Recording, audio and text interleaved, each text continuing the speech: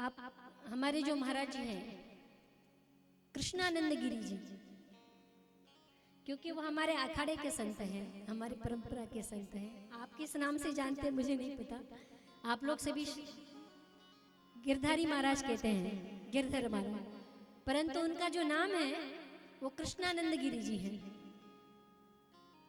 तो ऐसे हमारे परम पूजनीय महाराज जी के श्री चरणों में मेरा प्रणाम है। इधर हमारे जो बुजुर्ग संत हैं ये प्रयागराज से आए हैं, उनके भी चरणों में वंदन करते हुए और आप सभी जानते हैं हमारे मध्य में जो बैठे हैं परम पूजनीय मुक्तानंद भारती जी, इन्होंने ईश्वर की अनुपम कृपा इन पर है।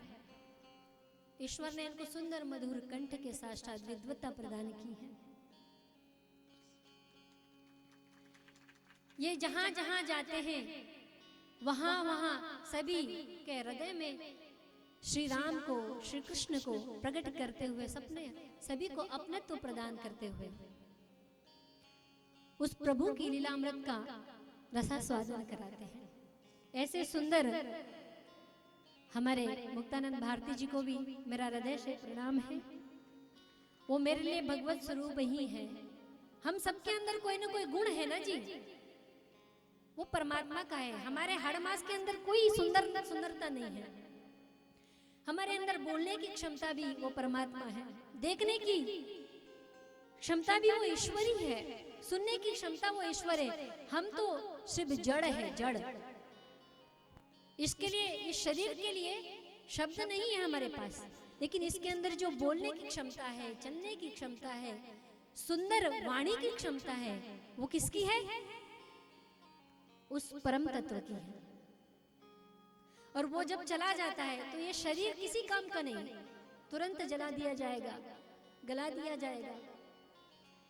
इस हाड़ मास की एक बहुत अच्छी बात है कि इसी के माध्यम से हम उस गोविंद तक पहुंच सकते हैं, उस ईश्वर तक पहुंच सकते हैं। इतनी बड़ी अच्छी बात है इसकी। तो शरीर मिला है तो पूरा पूरा फायदा उठाना। महाराज जी को वंदन करते हुए आगे हम चलते हैं हमारे ब्राह्मण देवता की ओर।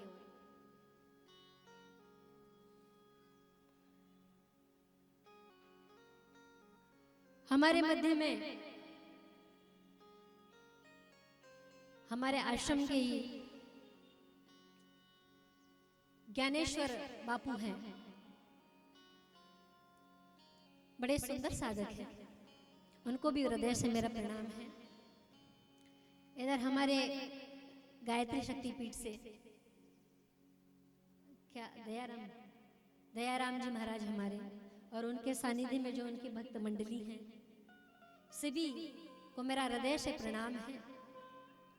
क्योंकि आज इतनी सेवा और सहयोग यहाँ प्रदान करते हैं ऐसे भगवत कार्य में, उनके हृदय में बैठे हुए इस परमात्मा को कोटि कोटि धन्यवाद है मेरा, कि जहां वो पहुंच जाता है वहां तो गंगा ही बहने लगती है। वो जिसके हृदय में पहुंच जाता है उसको वो कहां से कहां पहुंचा देता है। उनकी इन सेवा को, उनके इस प्रेम को धन्यवाद है, उनको प्रणाम है। अन्य मुझे नाम नहीं याद है। हमारे बगल में बुजुर्ग बाबा भी हैं, आए हैं, ज्ञान प्रकाश जी, वो भी हमारे बीच मध्य विराजमान है, उनको प्रणाम। जो हमारे सेवा देने वाले अन्य संजय भाई हैं, हमारे इधर ओंकार भाई हैं। अब एक एक का नाम कब तक लूं, इसलिए समष्टि कहती हूँ। हमारे जो यहाँ आर्टिस्ट लोग हैं, वादक लोग हैं, इनके बिना तो आजकल मजा ही नहीं आता है। ये नहीं रहे तो कथा खाली होती है, इसलिए इनको भी हृदय से मेरा प्रणाम है।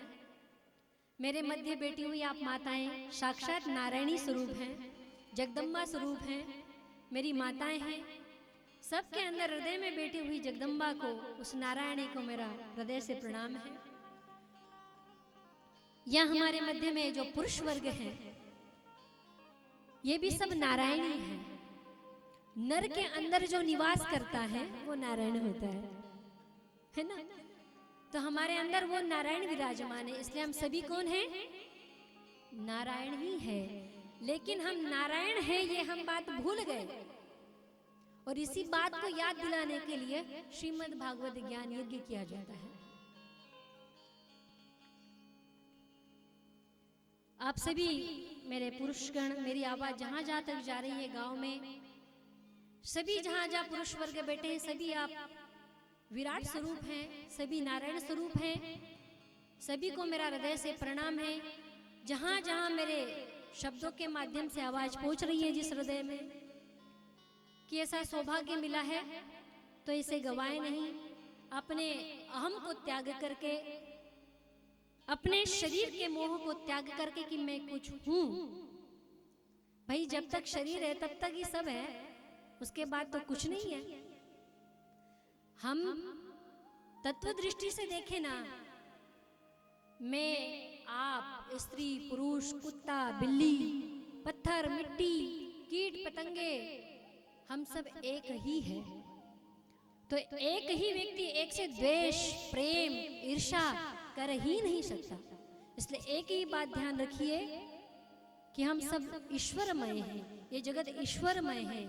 अपने ईश्वरत्व को याद करिए और सरल हृदय से, प्रेम भरे हृदय से, थोड़ा भी हो, 1 घंटा क्यों न हो, आधा घंटा क्यों नहीं हो, जरूर अपना समय इस भगवत पांडाल में अपना जरूर दें। सभी को मेरा हृदय से प्रणाम है। यहाँ विद्यमान हमारे जो माइक सिस्टम वाले भाई हैं, उनका भी बहुत बहुत धन्यवाद है, उनको भी प्रणाम है। हमारे मध्य विप्र गण विद्यमान है यहाँ। ये संसार में चलते फिरते देवता है, ब्राह्मण देवता, इसलिए इन्हें कहा जाता है भू देवता।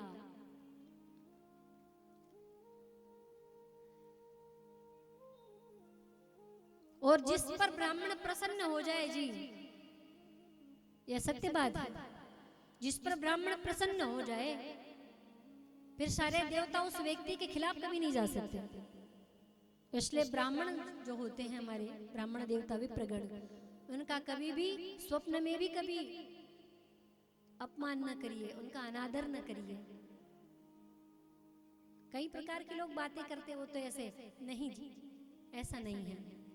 जो जहां है हम अपने अपने धर्म का पालन करें, इस बात का हमेशा ध्यान रखें। इसलिए ब्राह्मण देवताओं के अधीन मंत्र होते हैं, वो जो बोलते हैं देवताओं को करना पड़ता है। ऐसे विद्वान ब्राह्मण है हमारे आश्रम में, कोई ना कोई कार्य वगैरह होते रहते हैं, यज्ञ आदि होते रहते हैं नित्य निरंतर। प्रति पूर्णिमा को हमारे यहाँ कुछ न कुछ यज्ञ आदि होते रहते हैं। आगम की उपासना करते हैं हमारे आश्रम में ये सारे ब्राह्मण देवता, बड़े विद्वान हैं। इधर हमारे जो बेटे हैं वास्तव में ब्राह्मण है, त्रिकाल संध्या जो करते हैं। गोकर्ण जी ने त्रिकाल संध्या के माध्यम से सूर्यदेव की गति को रोक दिया था। ऐसे विप्रगण हमारे मध्य बेटे हैं, आपसे जरूर निवेदन है, ऐसे शुद्धात्मा विद्वान गण आपके बीच में विद्यमान है, जितनी हो सके आप सेवा करें उनकी। जिसके कुंडली में देव गुरु बृहस्पति कमजोर होते हैं, उनको ब्राह्मणों की सेवा करनी चाहिए, है ना। जिसके गुरु कमजोर हो, या चंद्रमा भी कमजोर हो, कोई भी ग्रह हो, ये ब्राह्मण और संत गणों की सेवा से, गौ सेवा से, ये तुरंत कुदृष्टि को छोड़कर के सदृष्टि हमारे पर डालना शुरू कर देते हैं। इसलिए 7 दिन मिले हैं ना, खूब सेवा करो उनकी।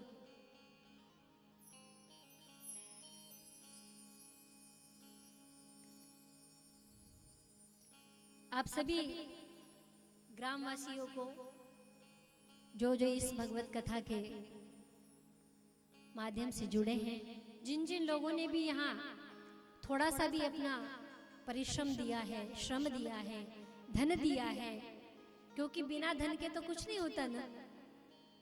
आपको बैठने के लिए छाया भी चाहिए,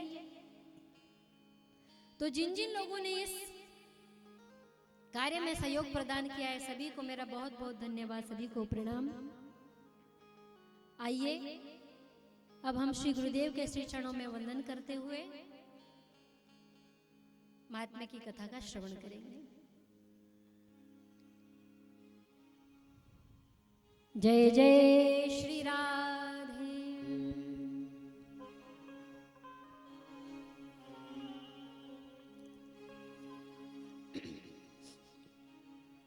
गुरु